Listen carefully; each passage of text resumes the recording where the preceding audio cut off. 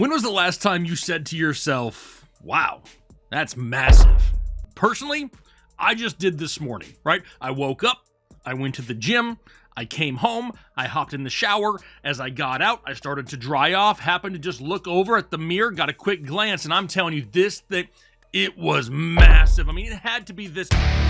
Dude, I was telling a story. Why did you have to cut it out like that? It's a bruise. We can't even talk about a bruise nowadays. Anyway, today we're going to be talking about some running backs that have some massive upside.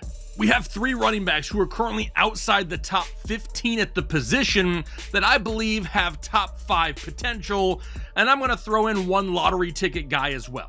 But maybe you also want a massive leg up on the competition this year. Well, our draft guide is available for pre-order right now at the fantasyheadliners.com, link down below in the description. Extended rankings, sleepers, breakouts, busts, injury breakdowns, the perfect draft, everything you need to absolutely crush fantasy football this year is in this draft guide for only $21.99, scheduled to drop on July 1st. So make sure you get your order now. Maybe you want it for free, though. If you want it for free, sign up for a new account over at Underdog Fantasy, link also in the description. Use code word headliners, make the initial $10 deposit. We'll match your deposit and you'll get a free draft guide. That's a pretty good freaking deal right there, if I say so myself. But now let's talk about a few running backs that have some massive upside at the position here in 2023.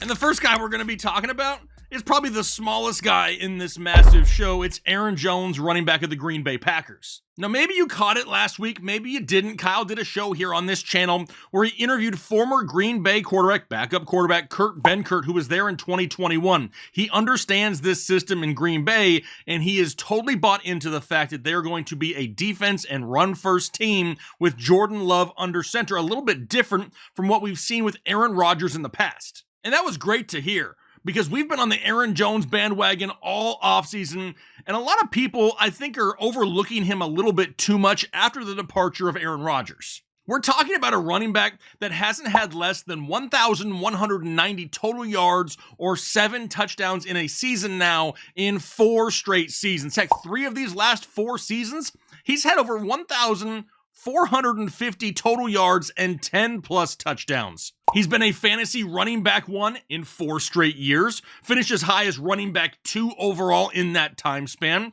Just last year, he was top 10 in the position in targets, rushing yards, receptions, yards per carry, evaded tackles, breakaway runs, yards created. Should I continue, or are you starting to understand a little bit? Because it's absolutely crazy that we're sitting here and he's just outside the top 15 running backs at the position. What are we doing here? I thought we were trying to win. What the hell's going on? We have a first-year starting quarterback here with Jordan Love, who they seem pretty confident here in Green Bay.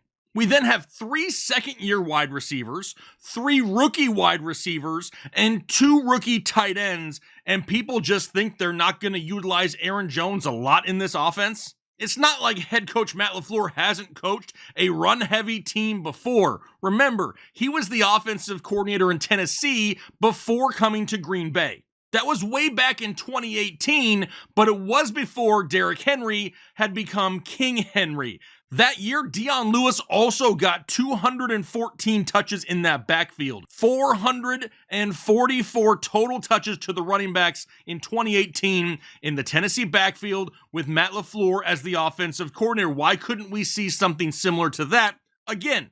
Now, not to mention, we know that when the weather gets colder, Green Bay runs even more. We've seen it year after year after year. Maybe you're worried about A.J. Dillon. Why? He's been there the last 3 seasons, and Aaron Jones has still finished as a top 12 running back in each one of those years. The discount is massive. The upside is massive. Guys like Aaron Jones in 2023 are going to allow you to take a stud wide receiver in the early rounds and really not have to sacrifice a whole lot of loss at the running back position. I love me some Aaron Jones here in 2023. But what about another running back? Joe Mixon. I know, don't click off the video. I know a lot of people hate Joe Mixon. I'm not a huge Joe Mixon truther. However, he's currently running back 17, and I say this every year. Every player has a price in which he becomes a fantasy football option. At running back 17, Joe Mixon is kind of at that price. But I get it. Everyone hates Joe Mixon. Everyone despises Joe Mixon. But the dude still had 1,255 yards and 9 touchdowns, finishing as running back 12 last year in 2022, and everybody thinks the guy sucks. Now, if you go back and look at the numbers, it is the worst season he's had since 2018 and in seasons in which he played in more than 6 games. So, what are we doing? The worst season is 1,200 total yards and 9 touchdowns? What are we doing? Right? What the hell's going on here? Running back 17? Now, sure. The days of, first round Mixon or second round Mixon, those days are all but gone. But now all of a sudden, this guy could fall to the 4th round and be your running back 2.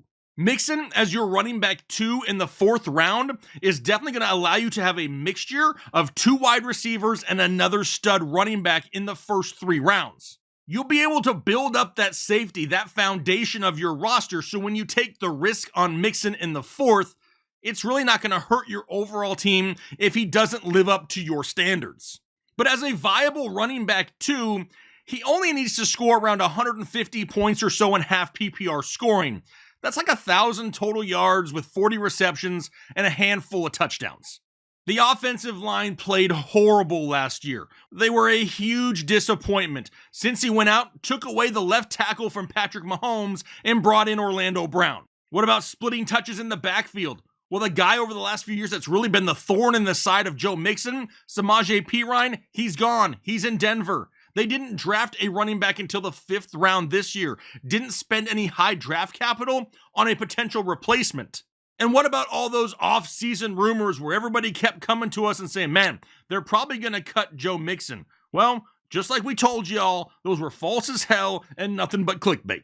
The team has shown nothing but commitment to him here this offseason. Heck, we've heard head coach Zach Taylor come out and show his commitment to Joe Mixon. This is still a high-powered offense in Cincinnati that's going to score points. It's going to give Mixon scoring opportunities. And a running back that's capable of playing all 3 downs with little to really share when it comes to touches is exactly what we look for yearly.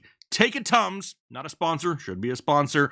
Realize that you're not overpaying for Joe Mixon, and even though he's a guy you hate, you're getting him at a great price. Take the massive discount and just hope for the massive upside. Which will then lead us to another guy. What about Dalvin Cook, who's all the way down at running back 19? People are out there worried about Dalvin Cook, that he could be released by the Minnesota Vikings.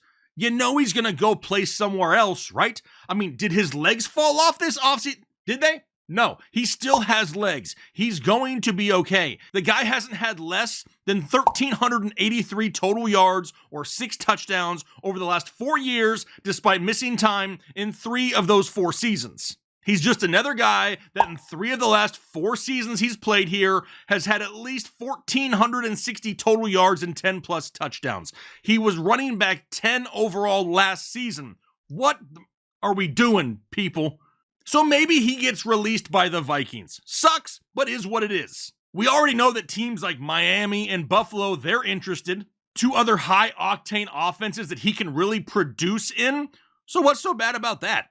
Now, sure, in my opinion, Miami would be the better option. It's easy to say that Dalvin Cook is going to be better than the likes of a Raheem Mostert or Jeff Wilson Jr. Sorry, Devin A-Chain truthers, I know this hurts. Now, if he were to go to Buffalo, they already have Damian Harris. Plus, they also have Dalvin's little brother, James Cook, there as well. I'm really hoping that Dalvin doesn't want to take the job away from little bro and wants to go down to Miami where he has a chance to put up huge numbers. I mean, I could probably sit here and argue the fact that Dalvin Cook in Miami is better than Dalvin Cook in Minnesota because we know Minnesota has an attachment to Alexander Mattison there as well. But this isn't like we have some 33-year-old aging running back that hasn't done anything in years. The dude's 27 years old. And since 2019, there is only one running back in all of football that has more total yards than Dalvin Cook, and that is, yes, Derrick Henry. He's going to play football this year. He's going to be on a team that's going to use him. And the beauty of it is the teams that go after him are going to be contending, high-octane, heavy offensive style teams. He's not going to go to like Arizona and finish second to last. I think a lot of people are really overthinking this one massively, right? The potential for him to outproduce his ADP is massive. I appreciate the discount from the overthinkers here this year. Dalvin Cook as potentially my running back 3 this year. He could be your flex option in 2023. Don't mind if I do. And then I said I would throw in a lottery ticket player. Well, what about Isaiah Pacheco, currently running back 27 there in Kansas City? I wanted a dart throw, right? I wanted somebody later on. So why not Isaiah Pacheco? Now, CEH is basically all but an afterthought in Kansas City. They didn't go and draft anyone else early, and he coexisted in this backfield just last year with the likes of Jerick McKinnon, who they brought back to the roster this year as well. But we really saw Isaiah Pacheco take over the second half of 2022. He had 15 plus touches in 7 of the last 9 games of the season. He averaged just under 5 yards per carry and has game-breaking speed. The Chiefs just lost Juju and Mecole Hardman. Their offensive coordinator, Eric Bieniemy, he's gone. He's in Washington. But this is still a Patrick Mahomes-led offense, and he showed last year that he can still lead a team that doesn't have an alpha wide receiver on it to a lot of wins, a lot of points, and a lot of yards. Now, I mentioned earlier when we were talking about Joe Mixon that they brought over Orlando Brown from Kansas City. That hurts them, right? Yes, but they did fill holes there on the offensive line as well. They brought in Donovan Smith from Tampa Bay to fill the left tackle spot. They brought in Jawan Taylor from Jacksonville to play right tackle there as well. You know they're going to protect Patrick Mahomes. That's just smart football. That's what you do when you have a franchise quarterback like Patrick Mahomes. You know he's going to make opposing defenses worry about the passing game, and we know that Isaiah Pacheco will benefit from that by not having to worry about stacked boxes. Last season saw on average only 6.5 defenders in the box, which is great to see. I mean, if you would tell me right now that you could see Isaiah Pacheco finishing with 10 plus touchdowns here this year, I don't think that you would be crazy. But here is the beauty of everything. Let's say it doesn't work out. Maybe CEH performs well, or Jerick McKinnon steals a bunch of red zone touchdowns on some short check down passes. Well, he's still going as running back 27. Do you know who the running back 27 was last year? It was Dameon Pierce, and he didn't even play the last 4 weeks of the season. Even if Isaiah Pacheco doesn't go off, you're not having to draft him early enough to where it's going to cripple your team. However, if he does pop off and you get him that late in drafts, the potential upside in a Kansas City offense is what? Yes, massive. But who are a few of the players that you feel have massive upside here in 2023? Maybe some guys who are going a little bit later that could definitely outproduce their current ADP. I would love to see your opinions down below in the comment section. Do me a favor, if you haven't already, hit the like button here if you enjoyed the content, and consider subscribing if you haven't already. We're going to take this community to so many championships in 2023. It ain't even funny, but for now, hopefully you have a great rest of your day and do your part to make the world a better place.